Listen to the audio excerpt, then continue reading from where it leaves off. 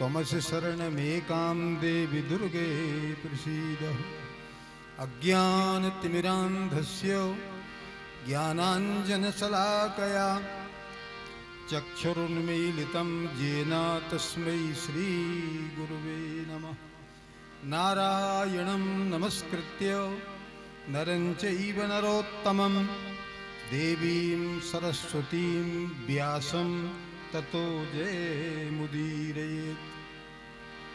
प्रह्लाद नारद पराशर पुण्डरीक व्यासाम्बरीश शुक शौनक भीष्मदाल्भ्यान् रुक्माङ्गदार्जुन वसिष्ठ विभीषणादीन् एतान् परम भागवतान् स्मरामि। अपने अपने घर की सब काहू को पीर, तुम्हें पीर सब घरन की सुधन्य धन्य रघुवीर। जय जय श्री राधारमण जय जय नवल किशोर, जय गोपी चित चोर प्रभो जय जय माखन चोर।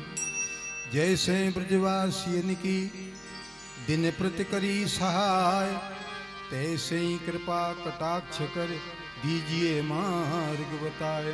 बोलिए वृंदावन बिहारी लाल की, श्री भागवत भगवान की, श्री हनुमान जी महाराज की, शंकर भगवान की, दुर्गा मैया की, सत्य सनातन धर्म की, गांव के सभी देवताओं की, अपने अपने गुरुदेव भगवान की जय जय श्री राधे।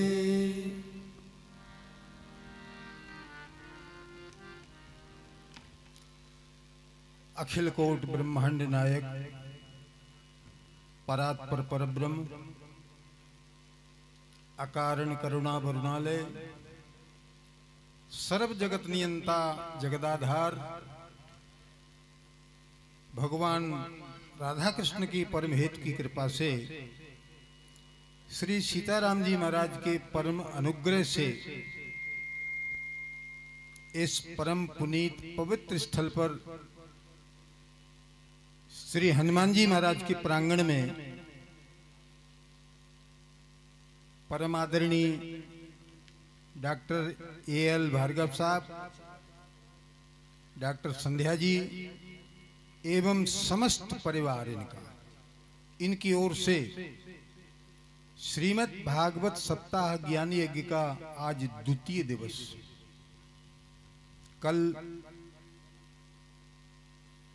बड़ी प्यारी कथा श्रीमद् भागवत महापुराण क्या चीज है, कहां से आई, कौन ने लिखी, कौन ने सुनी, वो स्थान कौन सा था, ये विवरण आज प्रथम स्कंद से कथा को प्रारंभ कर रहे हैं। सज्जनों, ये कथा बड़ी विलक्षण है, ध्यान से समझने का विषय है। आज मैं जहाँ मेरा विश्राम है भारत सिंह जी की बेस के मकान में, सोच रहा था कि आज लोग देर में आएंगे, इसीलिए मैं 2:30 बजे 2:45 बजे वहाँ पहुँचूंगा। पर तुरंत बलविंद्राचार्य जी का फोन गया, बोले महाराज जी लोग आ चुके हैं, आपकी प्रतीक्षा कर रहे हैं। बहुत आश्चर्य हुआ, समझ में आई बात कि यहाँ कथा रस के पिपासु हैं, कथा रस को समझने वाले लोग हैं। नहीं तो लोग कब आते हैं, प्रायः जब प्रसाद बंटने का नंबर आता ना संध्या को, बोले अब चलो। तो आप लोग धन्य हैं। मैं एक बात बड़ी गंभीर आपके सामने रख रहा हूं। ये जो श्रीमद् भागवत महापुराण है, पिंडे सुब्रह्मांडे, थोड़ा सा चिंतन करना पड़ेगा गंभीरता से। जो शरीर के भीतर में है वही चीज ब्रह्मा ने सारे जगत में फैला दी है। वही सब जगह जो भीतर है वही सब जगह है।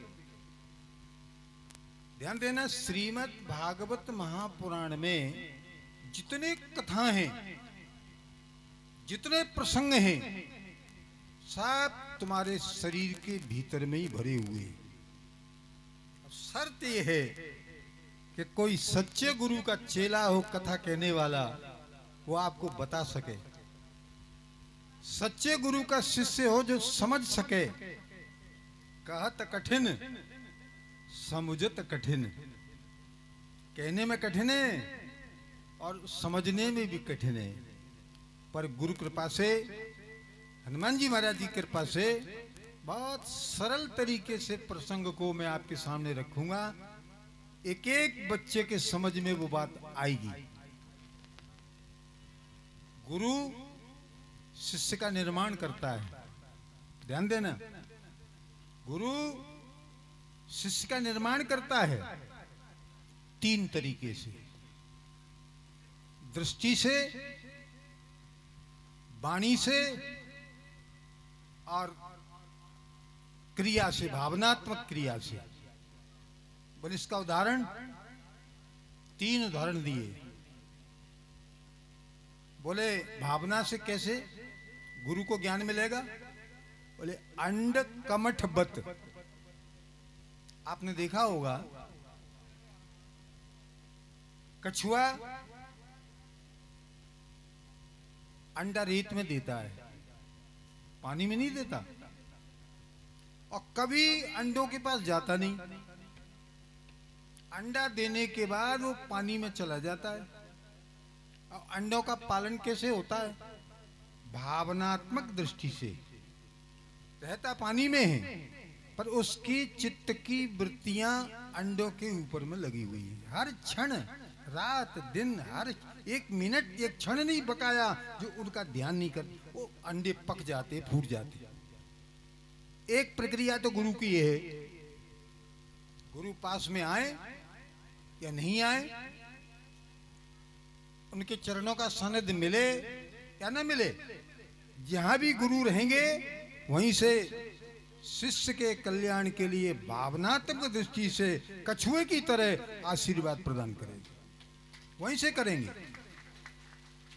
दूसरा, मछली।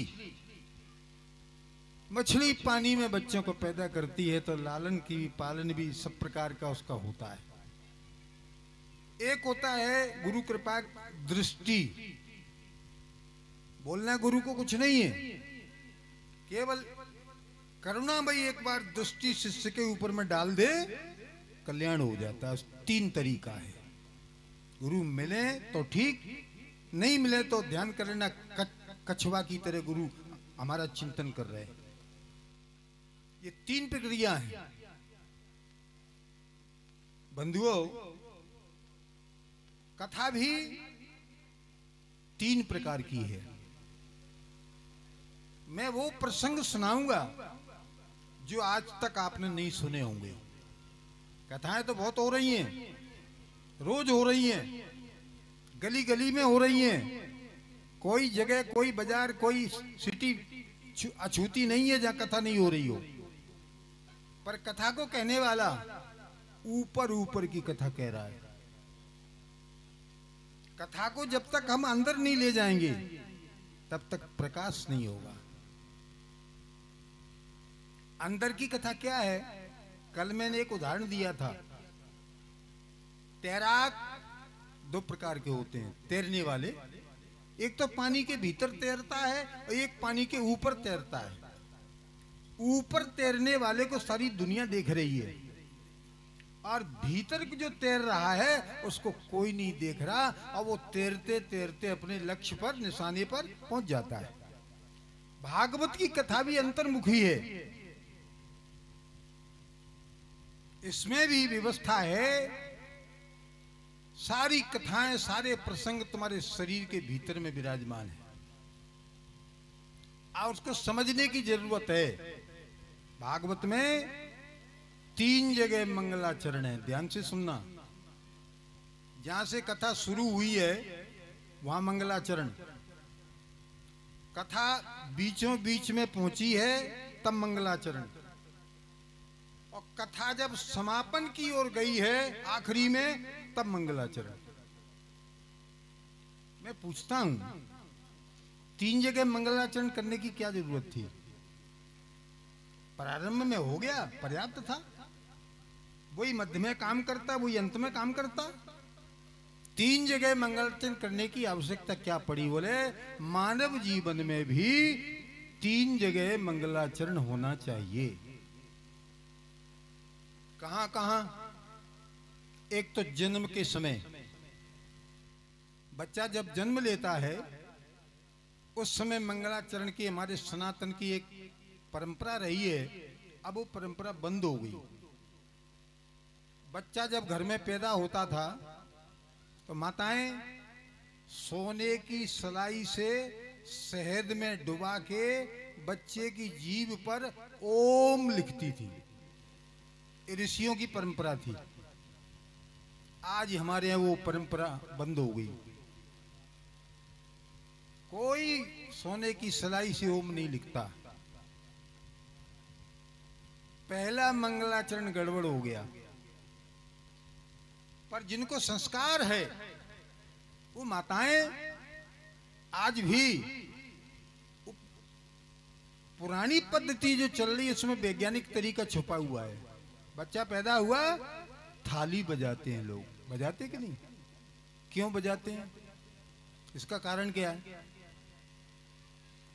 ढोल बजवाते हैं, बाजे बजवाते हैं, प्रसाद बांटते हैं, गीत गाते हैं। क्यों? बोलिए नाद ब्रह्म है।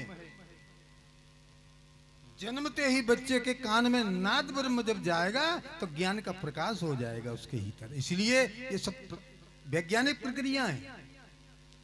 अगर श्रोत्र इंद्री कहीं कमजोर है तो बाजे बजा करके, थाली बजा करके उसके कानों को पक्का करने का प्रयास होता है।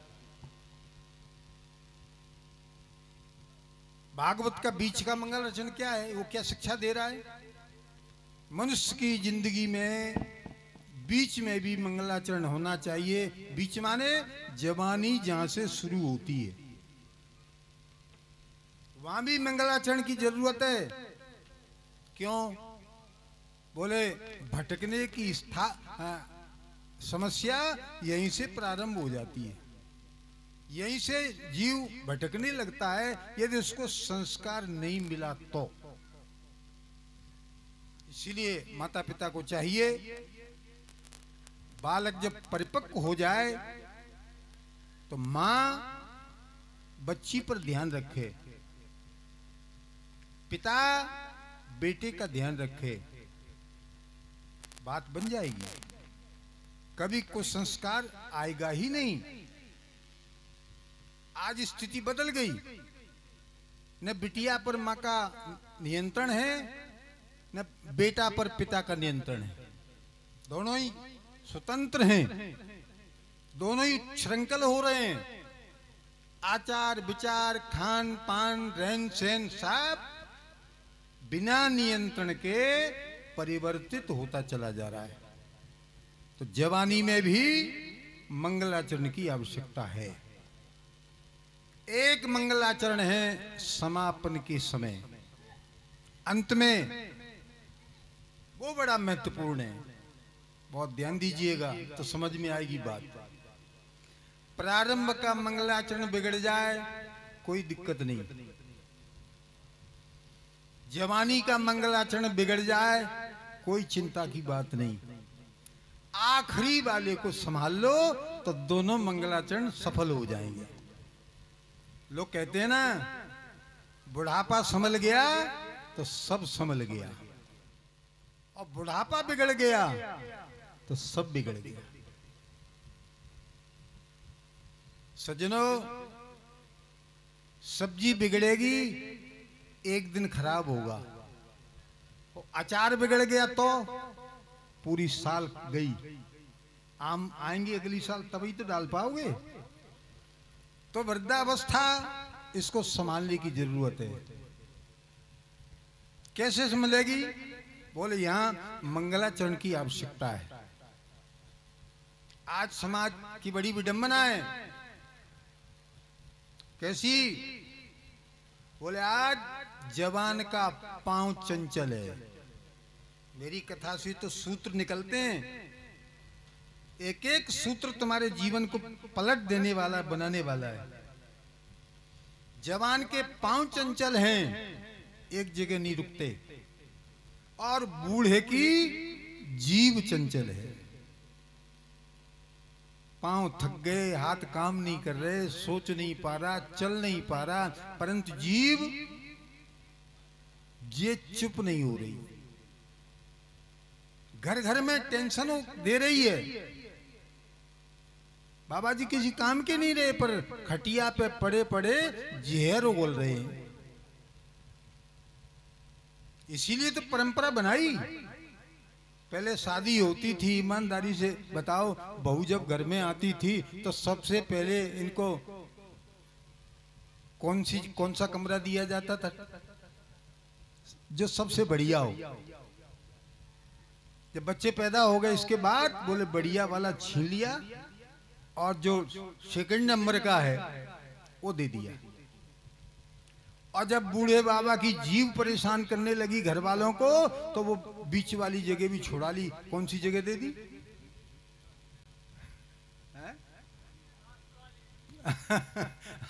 महाराज ऐसा स्थान दिया कि पड़े पड़े चिल्लाते रहो, न कोई सुनेगा न तो टेंशन पैदा होगी। इसलिए चिल्लाना है तो चिल्लाओ, पानी मांगोगे तो वो भी मिलने वाला नहीं है, ऐसी जगह मिलेगी आखिरी में।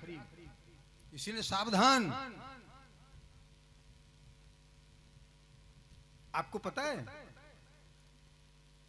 गुजरात में एक प्रक्रिया है, वहां भोजन कराते हैं लोगों को, तो चावल सबसे आखिरी में परोसते हैं। तो मैंने एक महात्मा जी से पूछा, बोले आपने रोटी परोस दी, सब्जी परोस दी, सारा सामान परोस दिया, कि चावल आखिरी में क्यों आए? बोले पंडित जी आप नहीं जानते, इसमें सिद्धांत छिपा हुआ है। बोले कौन सा? बोले चावल व्हाइट हैं, श्वेत रंग के हैं, जहां श्वेती आ जाए तो समझ लेना कि अब कुछ आने वाला, इसलिए आखिरी में है, इसके बाद कुछ नहीं मिलेगा। तो सफेदी आ जाए ना, सावधान हो जाना कि अब आगे भोग विलास की आवश्यकता खत्म। अब हमें सजग हो जाना चाहिए सज्जनों। इसलिए बुढ़ापे को संभालने की जरूरत है। एक एक मिनट रहो जगत में, चिंतन परमात्मा का करते रहो। झाड़ू लगाते लगाते कहीं भगवान का ध्यान करोगे तो झाड़ू लगाना भी पूजा हो जाएगी। पशु की सानी कर रहे हो, चौपे को चरा रहे हो, सेवा कर रहे हो, पानी पिला रहे हो, पानी पिलाते पिलाते सानी करते करते चिंतन कहीं नारायण का किया जाए तो वो सानी भी भगवान का भजन हो जाएगी। ये घर में रहने का तरीका है। ये देह देवालय है। ये मंदिर तो कारीगर ने बनाया, मूर्ति जो बैठी है इसमें वो कारीगर ने बनाई, टांकी हथौड़ा से चोट मार मार के। पर ये जो मूर्ति बनी है ये कारीगर के द्वारा नहीं, ये परमात्मा के द्वारा बनी है। ईमानदारी से बताना, परमात्मा के द्वारा बनाई हुई जो मूर्ति है वो ज्यादा महत्वपूर्ण है कि कारीगर के द्वारा बनाई हुई महत्वपूर्ण है।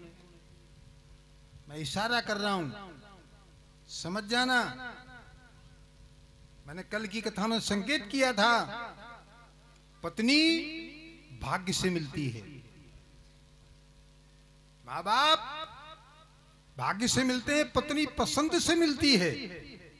और पसंद से मिलने वाली के लिए भाग्य से जो मिली है उसका तिरस्कार कर रहे हो, कैसे तुमको शांति मिलेगी?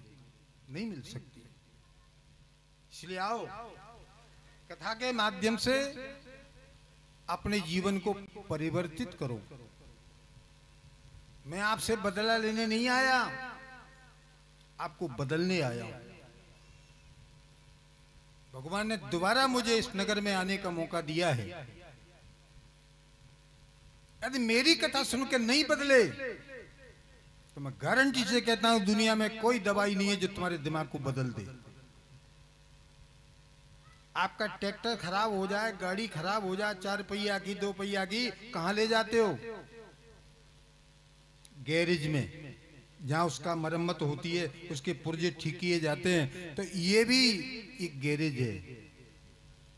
कहीं तुम्हारा दिमाग खराब हो रहा हो, घर में बेटा नालायकी दे रहा हो, बहू आज्ञा का पालन नहीं कर रही हो, बेटी मनमानी कर रही हो, उसको कथा में ले आना। दिमाग खराब होगा तो कथा के सूत्रों के द्वारा महाराज जी सारे इंस्ट्रूमेंटों से एक एक शरीर का पुर्जा पुर्जा कस जाएगा। अब विकार जितने भी हैं सब निकल के बाहर हो जाएंगे। तो ये गैरेज है, ध्यान देना, यहाँ सफाई होती है। ये मंदिर है। अच्छा, ये मंदिर रहता कहाँ है? बोले घर में। घर कहाँ है? बोले घर तो कहीं नहीं, घर तो परमात्मा के यहाँ से। तो जहां तुम रोज सोते हो, रोज बैठते हो, रोज खाते हो, वो क्या चीज है? बोले वो तो इस गाड़ी की गैरेज है।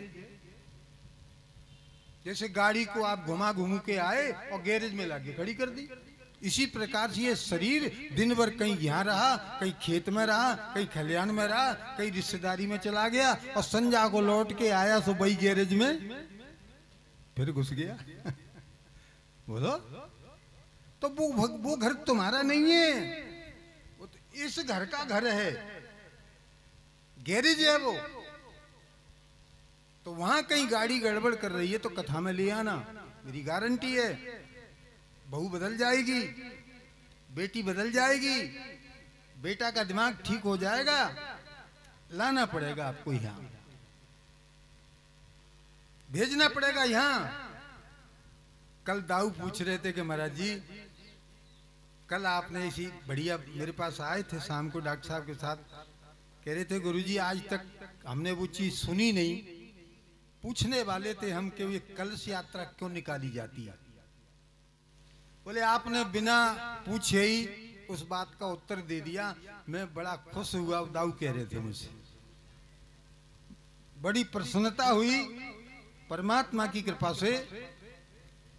तो सज्जनों, आज अच्छे अच्छे लोग इस कथा में डॉक्टर साहब के व्यवहार से आ रहे हैं। हमारे आदरणीय आनंद चतुर्वेदी जी जो ग्वालियर से पधारे हुए हैं, रिटायर रजिस्ट्रार महोदय, ये डॉक्टर साहब की ससुराल से आए हुए हैं और ये भी मेरे अभिन्न शिष्यों में से एक हैं। हरि भैया भी आए हैं, वाह क्या बात है। मैंने एक बार इनके परिवार में कथा हो रही थी डबरा, तो मैंने संकेत किया मेरी आनंद कथा तुम्हें कराना है। बोले गुरुजी आप आदेश करो, समय बताओ, उसी दिन हो जाएगी शुरू। मैंने बताया इस समय, बोले उसी दिन भागवत प्रारंभ हो गई। तो सज्जनों,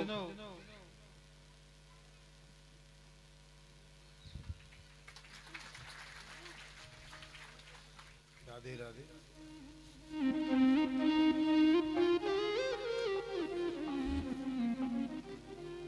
भैया भजन को आपके दिवाकर